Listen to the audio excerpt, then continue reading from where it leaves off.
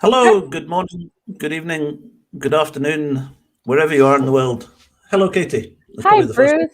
Bruce. Good, like How the you doing? Truman Show. Good morning, good evening, and good night. I'm good. Happy New Year. How are you? Happy New Year. I'm good. Yourself? Yeah, doing good. Doing really good. Did you have Had a a good? nice little break over the holidays, went and visited family, and yeah, back at it now. Yeah, back to work today. Today is my first day back again after Christmas, so it's good to be back. Actually, I have to say, it's nice Mm. to have a break, but it's good to get back into the flow of things. Yeah, that's a good sign. On social media, I see people posting like they're dreading their first day back, but I'm like, oh, I actually really like what I do, and that's a real blessing, to be honest. I remember someone saying years ago, if you find something you love doing, you'll never do a day's work again. Yeah, it's And true. and it was nice to have a break, but it's nice when you're getting to the end of your break and you're thinking, right, I need to go back to work. Yeah. We need to go and get some more stuff done. So welcome anyone that's we've got people joining already. We will have comments available on the side. So if anyone's just listening or just starting, if you've got any questions, any comments, please put it on the comment side. Kate and I normally just chat away as with whatever subjects come up or whatever we just look at. If you've got any questions or anything specifically about the Sinclair method that you want us to talk about, more than happy to do it. If you've got any questions as well, just fire away. Something that did crop up the last time, please be aware that if you are putting any comments on the chat, depending on your settings on your Facebook, it might show up on your Facebook. So just be aware of that if you are. Okay. Where should we start this week? I mean, we usually just talk about all things Sinclair Method. Yeah, I'm curious, like what are you up to in 2022 with everything you're doing in Scotland with the Sinclair Method? I know you've got your unicycling project. What else? And you want to talk about Yeah, that? it's the number one thing this year is awareness. Trying to raise awareness for TSM or Sinclair Method here in Scotland. I've got a meeting with the Scottish Government again. I've been able to resurrect that one. So I've got a meeting with the Scottish Government in January in the hope that we can make some steps forward with them. It's been escalated to the next level. So I had a level with the management of people who make decisions, the policy makers for alcohol in the Scottish Government. And it's now been escalated to the next level. So hopefully that might create, it's going to be a process with anything to do with government is a process.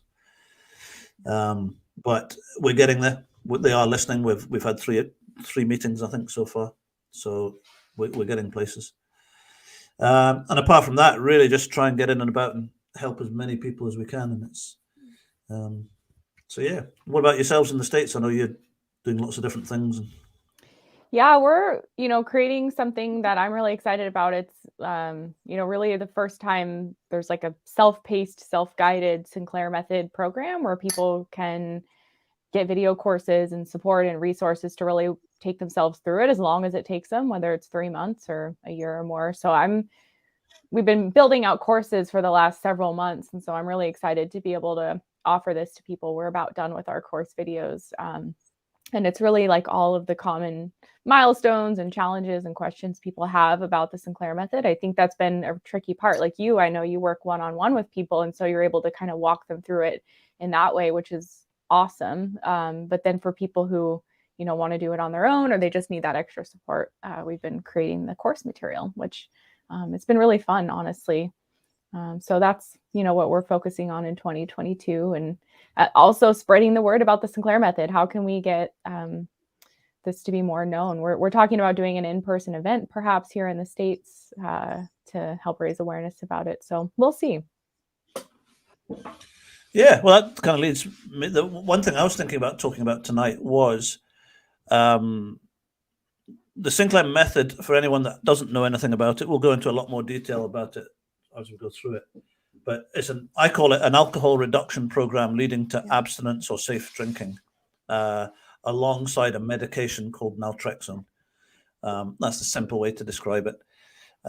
It has a very, very high success rate. I'm a bit reluctant to throw figures at things because a lot of models and programs throw numbers out randomly. But the Sinclair Method does have a clinically trialed, this is not our figures or anything else, but from the clinical trials, was showing a 78% success rate. And what Katie sees and what I see is we see success after success after success with it, which my background was alcohol and drug rehab management, and that's good. I'll never ever knock that. But the success I'm seeing just now is night and day compared to what I saw before. Yeah. Which doesn't mean it doesn't work. But going back to what I was going to say was, that's the program we use. So we have a medication that we use alongside a support program. One of the biggest challenges I see with the program is a lot of people will find a doctor somewhere. It's quite difficult, unfortunately, at the moment to find a doctor. But once they do get the medication, there's also the journey of the Sinclair Method and how to come away from dependency that needs to be worked through. That's what Katie and I do. So Katie does it through, you'll see along the thrivealcoholrecovery.com, through a platform. I do it through one-to-one working with individuals. But the support side of it, I remember in the early days, somebody said to me that success rate was around about 40%, someone who's quite knowledgeable on it. And then we saw it increase dramatically once we started putting a support program together for people. So I don't know, maybe that's a place to start tonight with why, not why would you think, I know why you think that, but the support side of it is vital, I think. And it's difficult to say that because that's what we do. I'm trying not to sort of say, well, we're promoting ourselves, but can you explain the difference between why having the support is so important to not having it?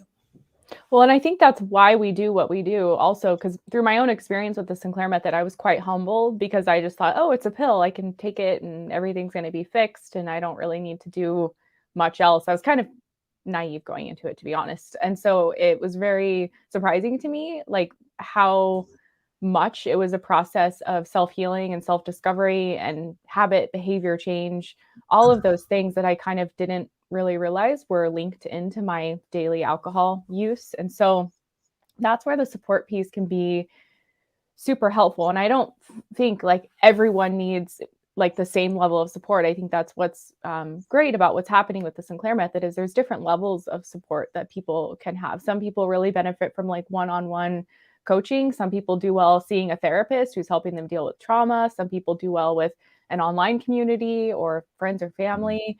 But I think we need to approach it with the mindset that we do need some type of supplemental support, especially with the nuts and bolts of the Sinclair Method. Like I've had clients where I'm meeting with them, they're 6 months into the method and there's like a key piece that they didn't have that they should have had in day one, basically. And they've kind of been doing the method slightly incorrectly for 6 months. And so it just kind of stalls progress or can cause unnecessary mistakes. And so I think ensuring that you have someone to kind of get you going on the nuts and bolts of how this method works. And then from there, like I know with you, what you do, it's like a drink reduction plan or a habit change plan or things to really help people know where to focus on, because it can kind of be overwhelming. It's like, okay, the naltrexone is starting to work, but I'm drinking every night. Like, what do I do now? How do I get out of this habit? And, you know, start to create a life that revolves less around alcohol. So it's pretty, even though the protocol itself, it's quite simple. You know, you take a medication before you drink. There's a lot of nuances to it, and it's not always easy. And I think what happened for me and what happens for others is the longer we're on the method and we're drinking less, these emotions that we've been repressing or these memories that we've been repressing through alcohol start to surface naturally. And so we kind of have this choice of like, do we keep doing what we've always done and use alcohol to numb out, or do we opt to kind of, you know, go through it, find other ways to cope or deal with these things? And so that's where I find people can hit a hurdle or a roadblock on the method. And sometimes when people stop the method because, you know, these emotions or challenges are still surfacing because that's life. And we kind of have to, you know, learn how to cope with those in a new way. But what's awesome about this method is it's so gradual and gentle. So it can be done just in small little bite-sized pieces. And that's where, you know, a support system can help. Like, okay, what can we focus on this week that isn't overwhelming, but it's a little bit, you know, inching you forward toward progress. Yeah. What would you say about that, Bruce? Sorry, just quickly, William has said into his 7th year of abstinence. Well done. That's Absolutely awesome. amazing. Well done. Support. I've learned through I've been working with clients for 3 years now on the Sinclair Method, and I've noticed some very, very common patterns that come through the whole process. And the first one I see is there's always about a 30 to 50% reduction in the first 2 weeks when clients come onto the program. So people come onto the program, they start taking naltrexone. It reduces the amount of endorphins that are being given out as a result of drinking alcohol. It then it naturally reduces someone's drinking intake by about 30 to 50% in the first week to 2 weeks. I ask clients for drink diaries every week, and I see it on almost every single diary that comes through. Then it levels out. So you get that initial drop, and it then levels out. And then that leveling out is, I call it stage 2 of the program. And at that stage there, it's all about habitual change, all about learning to deal, like you're saying, with circumstances and situations and maybe past experiences, maybe current experiences, all that kind of stuff. So although I think there's a lot of there's a whole stack of very generic stuff that is good to know and good to understand. Like you're saying, you take your pill 1 hour before you drink. But the thing I love about the Sinclair Method is that it's the program can be tailor-made around an individual. Yeah. So once someone has that initial reduction, depending on someone's current situation, the marriage, the children, the parents, whatever is going on in their life, you can manage that reduction in a very safe environment for that individual. Because the last thing you want to do is to take someone. I think one of the challenges that an abstinent-based program has is it goes from drinking heavily to drinking nothing. So you have to deal with detox withdrawals. You're then going from a situation, depending on how much you're drinking, but you're going from a situation where you're using alcohol to deal with most things, to all of a sudden you have no alcohol to deal with anything. And then all of a sudden you've got to deal with withdrawals, you've got to deal with craving, you've then got to deal with life itself, which is that's the hard part. And then and a lot of people can't do that, so they have a drink to get through that, and bang, they're back into the cycle again. Yeah. But the nice thing with the Sinclair Method is these are Katie's words. It gives you a comfort blanket, but it does. It gives you a very safe environment, and this is where I think the support is so vital. Is that it gives you that whether you're working through Katie or through ourselves or through someone else, that they can walk you through that process. So I'll be talking to some clients, and sometimes my answer to a client is, you need to maintain where you're at the moment. We need to get your situation and your circumstance better, or we need to wait until the situation is in a better place before we can start to reduce more. It is possible to reduce too much too quickly, in my mind. So there's that side of it as well. But yeah, the support is I think is absolutely vital. So.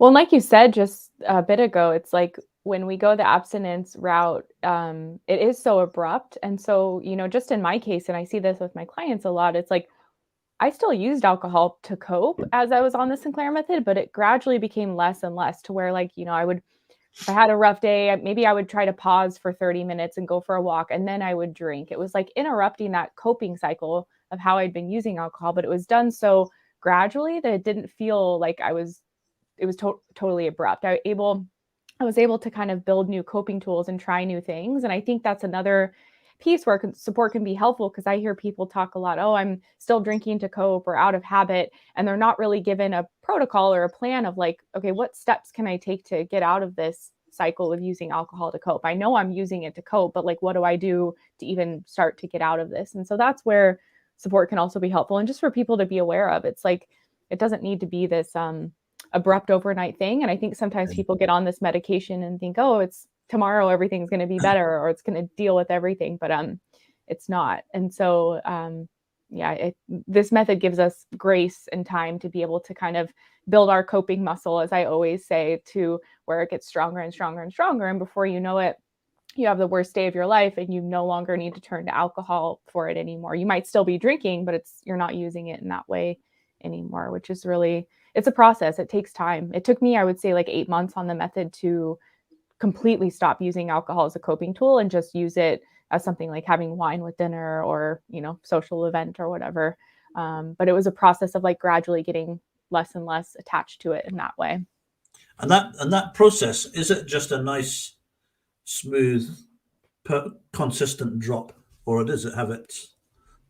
It would have like, there would be times where I would have alcohol-free days and be really proud of myself because I had a really bad day and I didn't drink. And then other times where I would fall back on old habits. But I think the most important thing is like that consistency and constantly trying new things. Like I said, even if it's for 30 minutes, just I'm really mad. Normally I would take a pill and drink right now, but I'm just going to give it 30 minutes and do something else. And then I will let myself drink. It's about interrupting those cycles that keep playing out and then starting where you're at. Like if even 5 minutes is what you can do right now, I think doing that, but doing it consistently, and then you build up from there. Like I know sometimes I've seen people who want to get going on the method. They're like, oh, should I try for 7 days alcohol free or a week out or a month alcohol free or something? And it's like, we're so used to kind of like making this like immediate, abrupt, drastic change in our drinking because that's how the old way always tells us to do it. But this way is much more gradual, and it's like, be really gentle with yourself, surrender to your cravings, allow yourself to drink, and then slowly make the changes from there. I think with people, that if there's anyone listening to this either live or down the track, if you don't know much about the Sinclair Method, go into YouTube and look at Katie's got loads of videos on YouTube about the Sinclair Method. It sounds completely upside down and inside out and all that kind of stuff. When I first heard about the Sinclair Method, I switched it off and I said, what an absolute load of rubbish. I was actually angry. I was really, really angry when I first heard about it. But the fact that you can take a pill 1 hour before you drink, it starts to control the endorphins in the brain. And then over a period of time, you can reduce the amount of alcohol that you're drinking.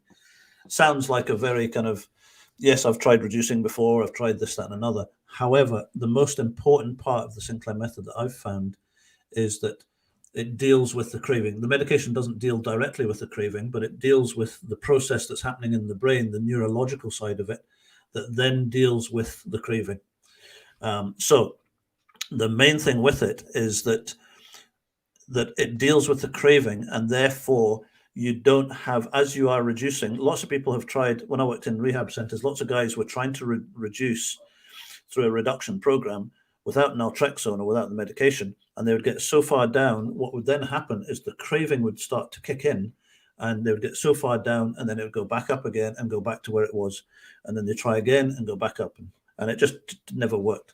Yeah. But what I find with the Sinclair Method is that as we are reducing, and if you're reducing somebody at a speed that is comfortable for them and they can manage, and they're okay to do it, which is why the support is so important.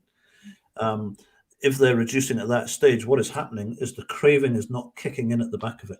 So if there's no craving, then the reduction is all to do with about how you cope with your environment, life, and everything else. And that's the hardest part. However, when on an abstinence-based program, what is happening is you're trying to deal with all of that, but the craving is always, always, always stronger than everything else. The craving is what drives anything in this whole process, and that's what causes the majority of relapse. So if you take away the craving side of it, we then have to slowly adjust people back to life without alcohol. And that's what takes the period of time. It's not the process, it's not the stopping the drinking. And it's a much, I don't know, it's a much, I was going to say simpler and comfortable. More comfortabler. I like that word, actually. Comfortabler. We're going to use that.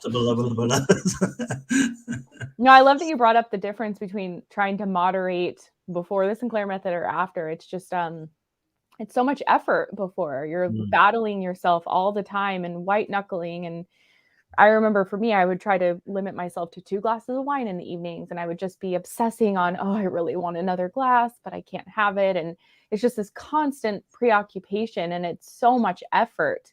And so that's why so many people like throw in the towel and end up getting, intoxicated more often than they plan, because it is really hard to do. But with the Sinclair Method, it gets easier and easier the longer you're on it. Now, again, like back to if you are working alongside the medication, a lot of people find and say, I hear this from my clients all the time, they say the medication's about 50% of it. Yes, it's a fundamental piece. I myself don't think I would be sober today if it wasn't for an naltrexone, but it is only 50% of it. We've got to work alongside it to change habits and behaviors as well. But if we're proactive at making those tiny little changes week over week, it's like moderation becomes so easy because it's like you're genuinely satisfied after a couple of glasses and you don't want for more, and it's just totally freeing. So it's and see with the people that you work with, is there, I mean, again, it's a loaded question because what are the most common things that will come up that people need support with? I think one of the more common ones is, well, the habit change piece. That's a super common one where they are, drinking has become something that is part of their evening ritual, for example, and that's how they unwind. When they cook dinner, they drink their wine. They drink their wine to unwind throughout the night. And so when that has become our ritual, it's something that is so ingrained that we really need to focus on breaking, because as our brains work in a way where they love to learn habits and make them almost automatic and unconscious. So even if someone doesn't really want to drink, they can still be playing out that habit because it's so natural. Kind of like how if we're eating a bag of chips, we'll just keep eating the chips until we're totally stuffed. Like we're not really paying attention to our hunger level. So that habit is a really common one. And also the fact what's linked into that is the identity people have around alcohol. Like, oh, I'm a wine lover, or I love my nice fine wine in the evening, or I love to have a good craft beer. And so much of our life and our identity can be wrapped up in our relationship with alcohol. And it takes time to kind of unwind that in a sense. And you can still love wine through the Sinclair Method, but what does that mean to you? Are you loving it in a way where you're drinking a bottle every night, or are you loving it to where it's really something you reserve for special occasions? But I think, the habit piece and can be the most challenging part because it is so automatic. What do you say with your clients?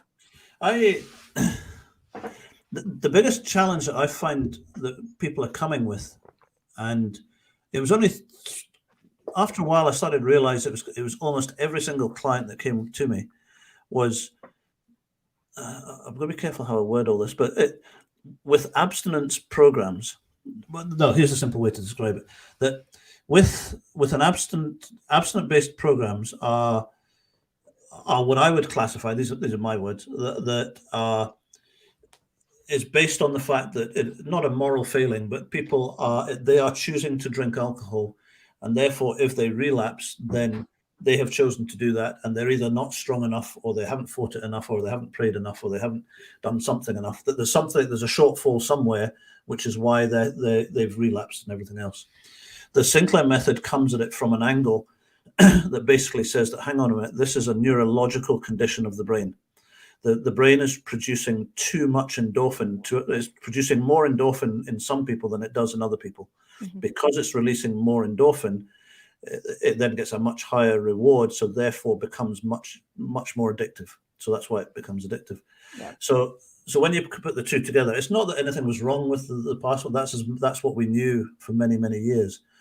But what happens is when you're in that abstinence process, and what is driving the relapses in the abstinent process is craving. So each time someone relapses, the real reason for that relapse, the most of the time, is the craving is kicking in. They can't fight the craving anymore.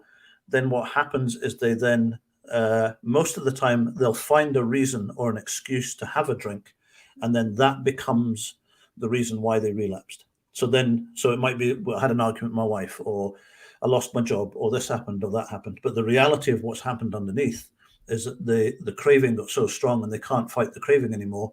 They have one drink and bang, they get a huge release of endorphin in the brain, and they're back into the same cycle. So the number one thing I've found with clients is explaining that to people, but bringing people back to the point of saying to them, it's not your fault. Yep. The number one thing that I say to my clients is, and I've had client after client after client in tears. Mm. Not because I'm trying to make them cry. Because you're so mean to them, Bruce. I see. No. But Once you get to the understanding that it's a neurological condition and it's not a moral failing, it takes on a whole new perspective, and it becomes a very kind, very gentle way of helping someone recover from an illness. Yeah. I always say to people, I've got epilepsy. It's not the same as alcohol dependency, but as far as I know about epilepsy, there's too much electricity being produced in my brain.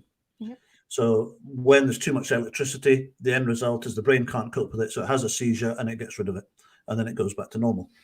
So thankfully, many years ago, a doctor came up with a medication that managed to control the electricity in the brain back to a normal level, where I can now operate, I can work. I haven't had a seizure for 15 years. Wow. I can drive, I can do everything else, because the medication keeps everything under control. It puts a cap on it and puts a control on it. Alcohol dependency is exactly the same. There's too much endorphin being released in some people than others. And that's why some people don't understand people who are struggling with it from the ones that aren't. But if you're getting too much of a release of endorphin in the brain, there is a medication on the market that will bring it back to the normal level. And at that point, when you are getting such a high release of endorphin, that is what drives the craving to drink and drink and drink and drink and drink. When you reduce the amount of endorphin down to a conventional level, a normal level, that drive for more and more and more and more and more disappears. Yep. And therefore, people can have 1 or 2 drinks or 3 drinks. People say to me, you cannot take someone who is a chronic drinker and reduce them back to, they have to stop drinking. That's just, you have to stop drinking. And the most incredible thing I've found with the Sinclair Method is that they don't. I've got people that are drinking bottles of vodka and Jack Daniels a day, and they've reduced back to drinking once or twice a week. Absolutely no problem at all. And because it rewires the neurological pathways. We don't have time to go into that tonight. But so sorry, that was a long way around to say the number one thing I do with clients is I explain to them, it's not your fault. Mm-hmm. It's a neurological condition, just like asthma, asthma's not neurological, but it's an illness. So it's just like epilepsy, asthma, anything else. And we need to start treating it like that. And once you deal with the medical side of it, we can then deal with, like you say, on the support side of it, we can help people through anything else as they're reducing. So well said, Bruce.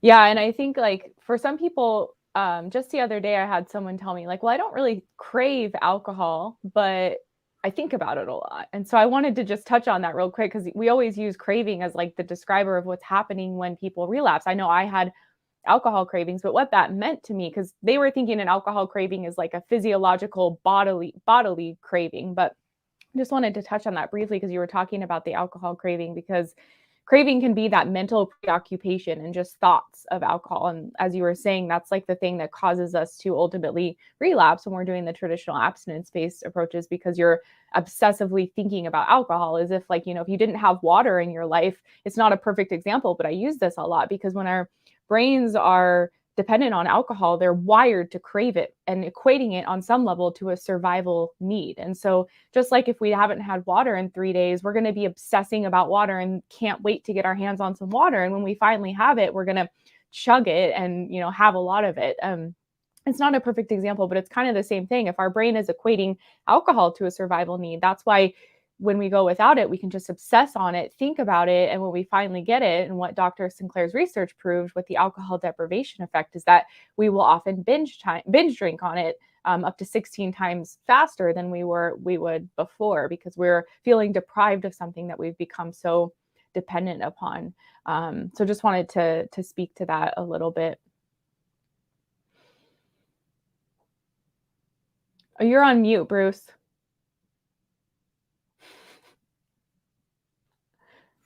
There we go. Sorry. I was just in my... We can keep it that way, actually. No. Don't tell my wife. She would be quite happy to put me on mute permanently. So I was just saying that someone's said thank you, that it helps with reward and guilty feelings with the whole process. And it's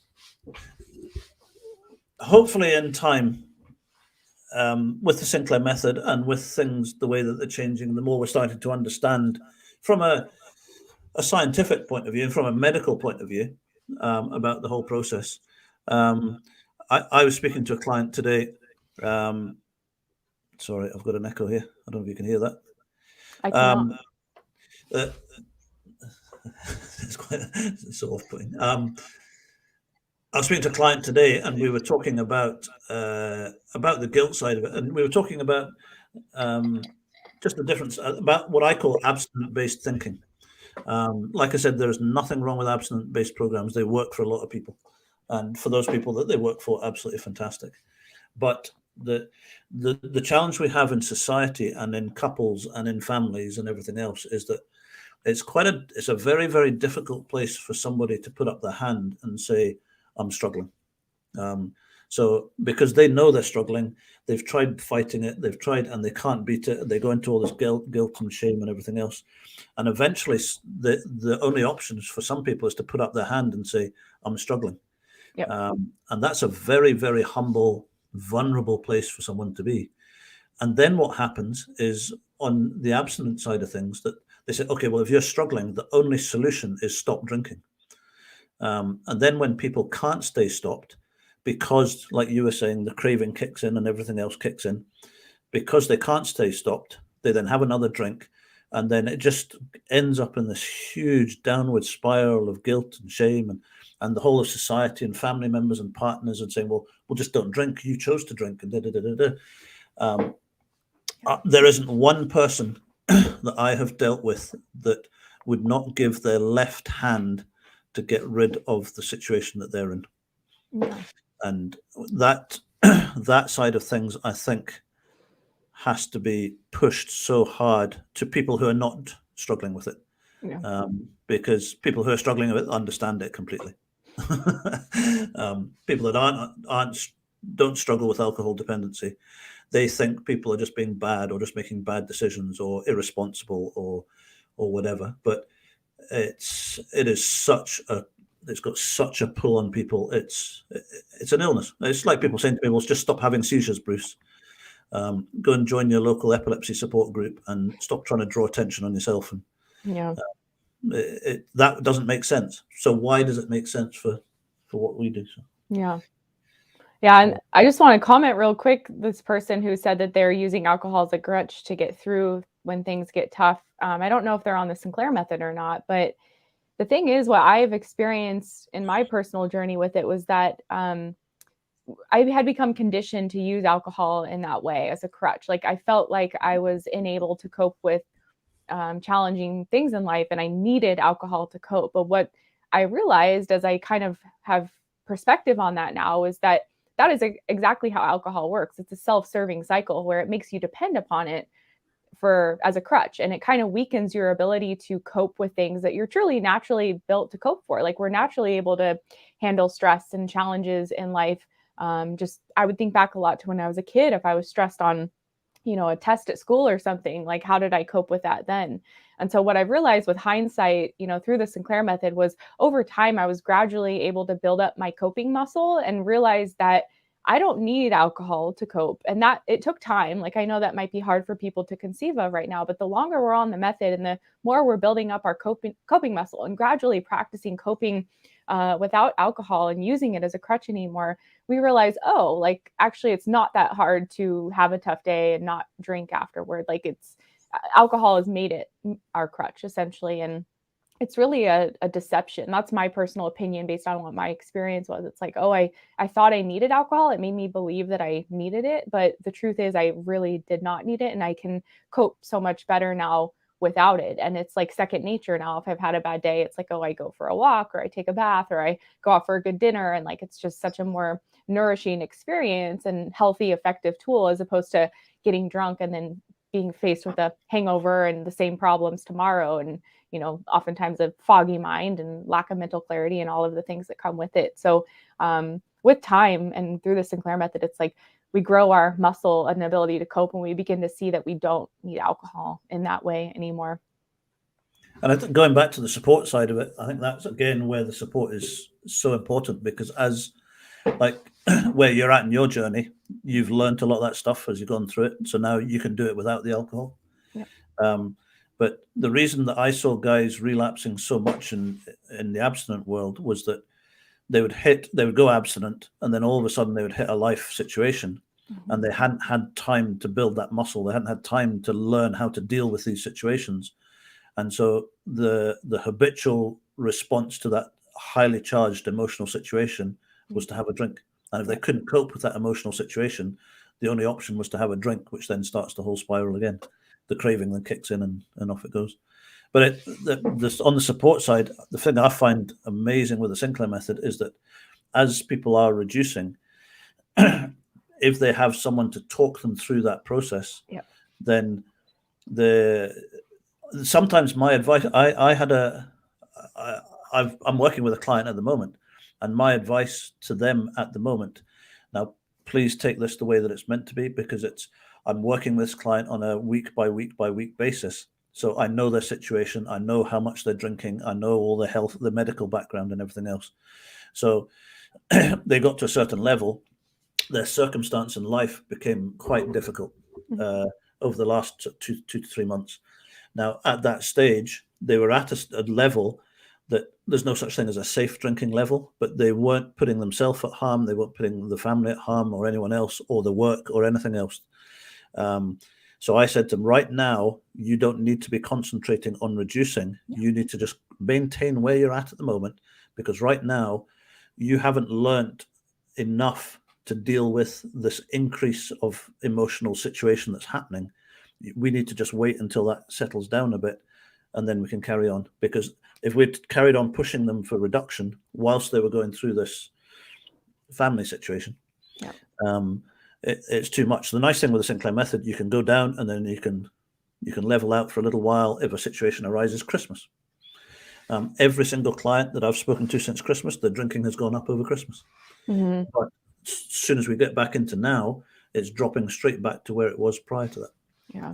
So it allows, okay, at Christmas, I'm going to have an extra couple of drinks. Now, that doesn't mean an extra 2-3 bottles of drink. It just means you can have an extra couple of glasses. I've had clients that have lost loved ones. And my advice to them is, whatever you do, take your medication. If you have an extra bottle of wine tonight, have it, drink it. Because if you take the medication, it puts the block on the receptor. The drinking doesn't spiral out of control. They have an extra few drinks. It will get them through that situation, because at this time they're not ready to deal with that without alcohol. They might be in 6 months, 12 months time, but right now, as long as they're safe and comfortable, that's got to be all looked after by the support process, then it's okay for them to have an extra drink or two, especially in highly charged situations, emotional situations. I'm so glad you brought that up, because I think sometimes when we get going on a protocol that's supposed to help us drink less, it's like we're so focused on drink reduction, but not so much focused on setting up the right environment that will support that. And so I think you just spoke to that so well. It's like, okay, don't focus so much on the drink reduction, especially as you're getting started. Just focus on setting up the right environment. You know, are you stocking your house with a bunch of vodka? Like, maybe that's not the best thing for you to do. Maybe have less alcohol in the house, or maybe make sure that you're doing something every day that is nourishing for your mind, body, soul, whether that's, you know, going for a walk or spending time in meditation or prayer. It's like setting up this environment around you and the system around you that will support a drink reduction, and not so much focusing on, okay, I need to drink 5 less drinks this week, but like, how can I kind of alongside that build this lifestyle that doesn't require me to drink so much? And I think that's such an important point you brought up, and something I've worked with a lot of my clients on. It's like, thinking about drink reduction feels overwhelming for them because they're pretty happy with where they're at right at the moment or something, or especially if they're just starting out. And it's like, okay, how can you take better care of yourself, or just be more mindful and curious about your drinking, and maybe gauging your craving levels and doing all these things that kind of would support that ultimate goal of, you know, reducing how much we drink. But I think people can be too hyper focused on that, and then that can breed discouragement if they're like, oh, my drinking hasn't gone down the past month, like, what am I doing wrong? Or, you know, they beat themselves up for it. So I want, like, it sounds like you work with your clients on that front as well. It's not all about, we need to get you drinking less. It's about, you know, supplementing the life, so it's not as important to drink as much. Because the whole goal is it's a lifetime process. The biggest mistake that I've found with the Sinclair method with some people And this is, again, where the support comes into. You have to be able to gauge the individual, their circumstance, their situation, their past experiences, all that kind of stuff, so that you have to gauge their reduction at a speed that is right and comfortable and safe for them. And when I say safe, I don't mean just as in withdrawing or reducing at a safe level for withdrawals and physical stuff, but also the emotional side, that they're not. I had a client a while ago who she saw the initial reduction, and then she reduced a bit more, and then she had a lot of past trauma. That's a completely different subject. That addiction and trauma are two very separate things. Yeah. But as you are reducing from alcohol, that you then have to deal with, or some people are still dealing with, trauma that had happened years ago. So we have to be in a position where we can say, actually, okay, we need to stop the reduction right now, and we need to get you professional support. Yeah. So that's where the support side of it is absolutely, I think, is vital, because it's with situations like that, if they didn't have someone who was knowledgeable about TSM and knowledgeable about being able to signpost them to professional support. I'm not speaking for you, Katie, but I'm not medically trained. I'm not a counsellor. I'm not a psychologist, psychiatrist. If I'm noticing, I am trained though to notice when there's a situation. So then I can say, okay, we need to have a chat with a counsellor. We need to have or how do you fancy speaking to a counsellor or speaking to a psychiatrist if it's serious? Or we work with a trauma counselling organisation as well. So we can signpost people onto different places, but it's so that reduction it's so important. But once you get the craving under control, it just means that you can deal with all those things, because in an abstinent-based program, the craving overrides everything. Yep. Just absolutely everything. And it's like, I can't drink, and then it drives it. It's that constant drive. So you have to get, if you deal with the craving, the success rate goes through the roof, which is what we find. So. Yeah, like, I mean, going back to this person's comment about using alcohol as a crutch, like, when we're not craving alcohol as much, it's so much easier to find other coping tools. Like if we're feeling stressed or depressed, it's like, but I don't really feel like drinking, so what else can I do? Like our brains will naturally do that the longer we're on the method. Now, some people can default again to where the habitual side is of just, okay, I'm going to drink, but we really do experience that and it can be kind of an uncomfortable spot. Like we're like, okay, I don't feel like drinking, but now what do I do? And that's like working with someone like you or a support system and having a toolbox in place of like literally having a list in front of you when you're in those vulnerable moments or uncomfortable moments. It's like, okay, I can go do this or this or this and just try these new things. But yeah, the craving, getting that under control is like the magic of this method, because it's really easy to not have something when you don't have desire for it. I often tell people, I've never smoked cigarettes, and so I'm not worried that I'm going to go smoke a cigarette tomorrow when I'm really stressed out. It's like, it doesn't even occur to me. And that's what happens with this method. It's like it erases the addiction from your brain. That's what it feels like. And so it begins to not even occur to you to drink anymore when you're feeling stressed, because that gets undone over time. I've just started reading a book over Christmas that I'll reading a book. I'm dyslexic, so don't read. I've got an audio thing. Well, it sounds posh when I say I'm reading it, and I'm thinking, no, you're not. But it sounds absolutely fascinating. I mean, the guy talks about, I've always known and I've understood that alcohol dependency is a process. It's a learned behavior until it becomes addiction, and then it becomes a different thing. But this guy, and again, there's different models to the whole thing. He hasn't got it down to a T, but he breaks it into 4 different sections, and he basically talks about that there are different levels of dependency. So in our language, we'll say, well, there's someone that just starts drinking when they're 15, 16, 17, 18. There is a level, it's a sort of social dependency. There's you want to look good amongst your peer support group. You want to do all that kind of stuff. And then it goes on to the next stage where you go out every Friday night, and then it's you're looking forward to your Friday nights, and that creates a whole thinking pattern and everything else. And then it goes to the next stage, and then it goes to the stage where it's chronic, where you literally have to have a drink when you wake up in the morning just to get you through the day. Mhm. So he breaks it into 4 different stages. But he understands the Sinclair method as well. So what he then says is that the fascinating thing with the Sinclair method, now he had written he's a psychologist that had written all this book before about the learned behavior of dependency. And he said, now when you get naltrexone, he just realized about naltrexone, that when you then get naltrexone, what then happens is whatever level you are in that process, the first thing is to become aware of where you are in that process. Now, then when you go on naltrexone, you can then reverse. And he says, you just go back the way. And it's a very structured, cleared process.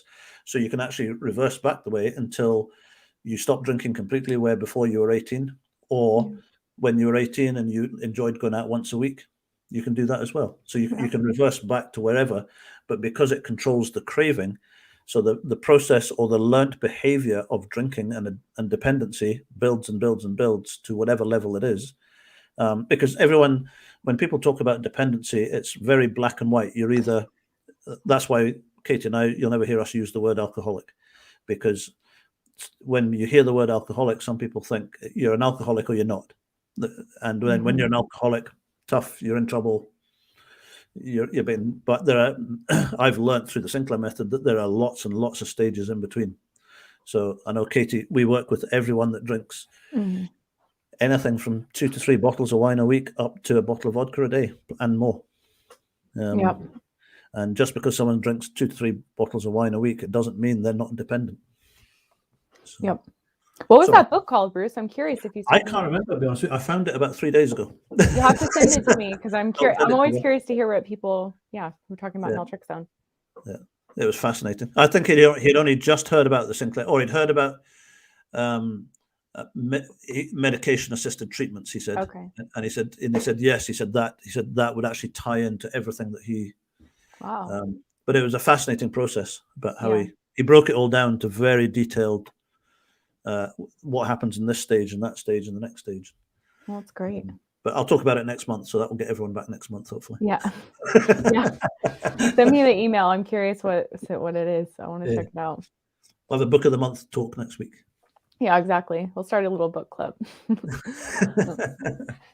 But that's the thing, like, because people come to me and they're like, is my drinking too bad for the method, or is it not bad enough for the method? And so I think that's also what's amazing about it and why we love the term alcohol use disorder, because it's more accurate and gives that spectrum of, even if you're only drinking 2 glasses of wine every night, but you're obsessing on it and you need that and it's hard to go without it, like, that's a version of alcohol use disorder. But so is the person who's drinking a half gallon of vodka every day. And it's that spectrum. And you and I have both seen it work for that whole spectrum of people. And it's really, I think, a personal choice if we feel like we want to change our drinking habits. Sometimes people drink a bottle of wine every night and they don't want to change a thing. So obviously they're not going to use this method, but for others, that's really a barrier for them in their life and they want to cut back. So I think that's the most important thing to success with this method, honestly, is like that internal motivation to change and really being clear on the reasons why you want to change and the future you want for yourself.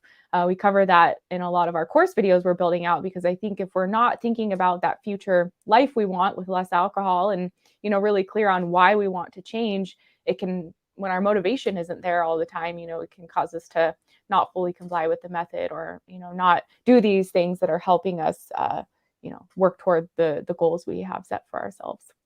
Can you, just, my glasses are on 52. Can you give us, we quite often just not finish, but an example, obviously not without any specific names or anything, but of a success story that you've worked with? Of course, there are so many, which is just amazing. I know you see that too. It's like, oh my gosh, there are so many success stories. One guy who I'll mention, he is a recent client. He was on the Sinclair Method about a year ago, and he kind of dipped his toe in the water, tried it out a few times, saw that it was working, but he actually went to Ireland and wanted to drink there and have his Guinness and stuff like that. And so he stopped doing it and was kind of going back to his old drinking ways. But then, and he was the type of person who would like binge drink several nights a week and really was hurting himself in his work. He got fired from a job for being drunk with a client event and stuff like that. So his drinking was very self-destructive. But he was like a heavy binge drinker, like 3 to 4 days a week. And then with this method, he's one of those people that responded very, very quickly to the naltrexone. He kind of dabbled in it the first time, but didn't fully commit because, again, he wasn't ready. He didn't have his why in place of why he wanted to do it. He wasn't really ready to make that change yet. But when he recommitted to it and he got a coach, we started working together. He said that was like key, because when he had that accountability partner, which was me, it would make him think twice about, okay, am I going to be mindful tonight when I drink, or am I going to, over drink? So that accountability really helped him. But he's someone who responded so quickly. Within like a month on the method, he was only drinking 1 glass of wine 1 day a week. And he was like, oh, this is a placebo effect. Maybe it'll go up from here. But after 5 months, it never went up. But he just kept diligently having that 1 glass of wine a week to keep the extinction going. And last time we spoke, he's going to go for abstinence in 2022. But just amazing, from someone who was like self-destructive binge drinker half the week to 1 glass of wine, totally controlled, and now working toward abstinence within 5 months. Like, that's just amazing.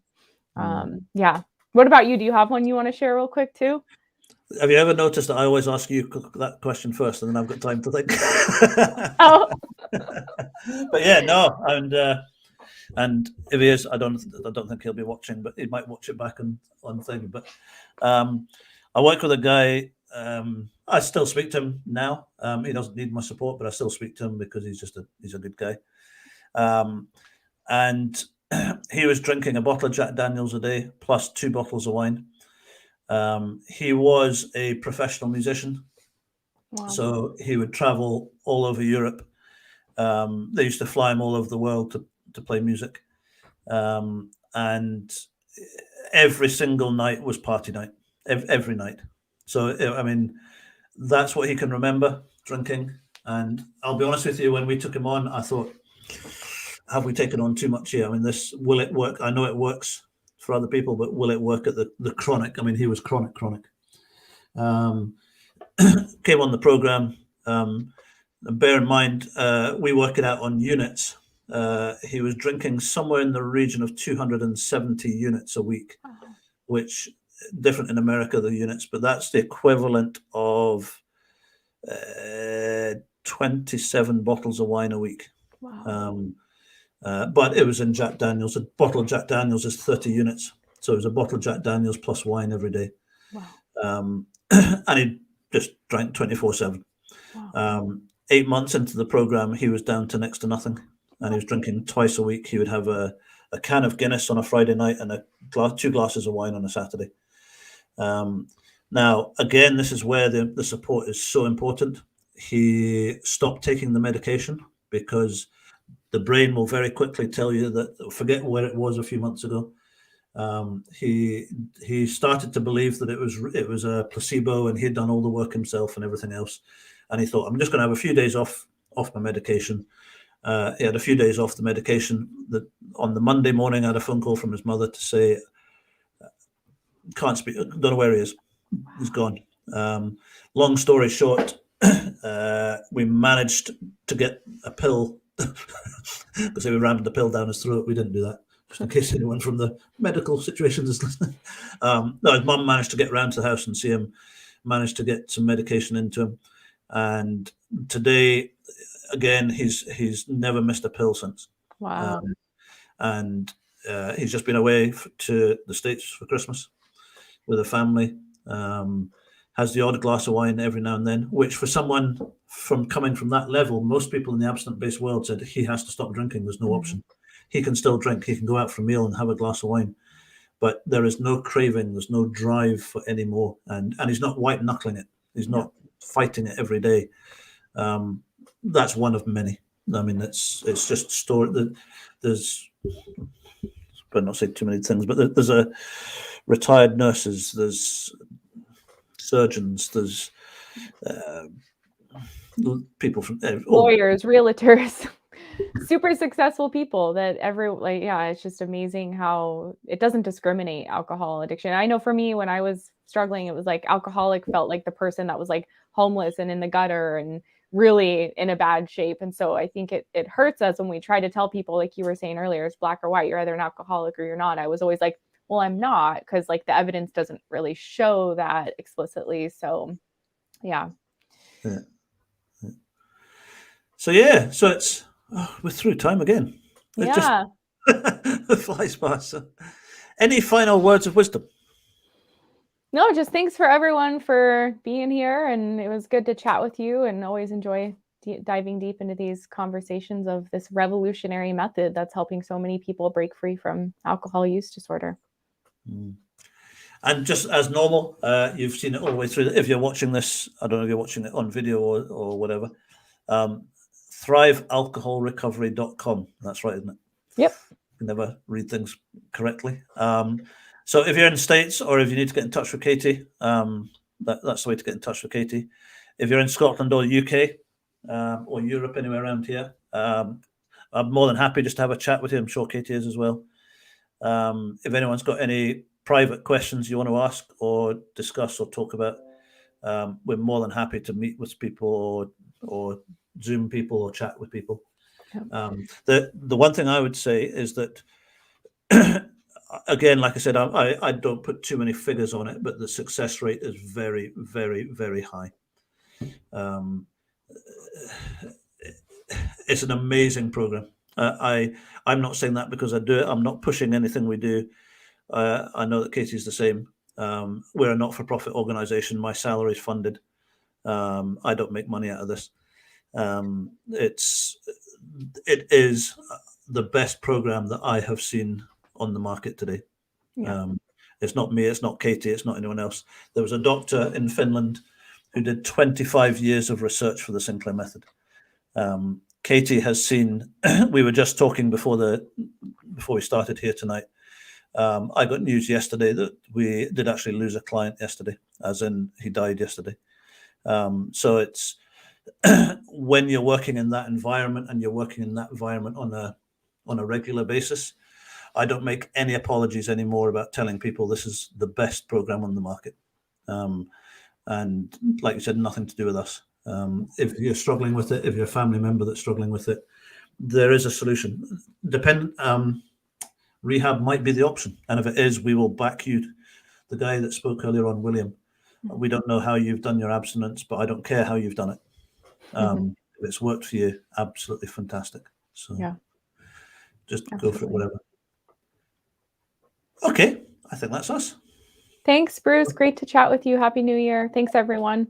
Happy New Year to everyone. And we'll be back again on the first Wednesday of next month, as long as everything goes okay. Yep. Okay, thank you, everyone. And we'll speak to you soon. Thanks, Katie. Bye. Thank you. Bye. Bye.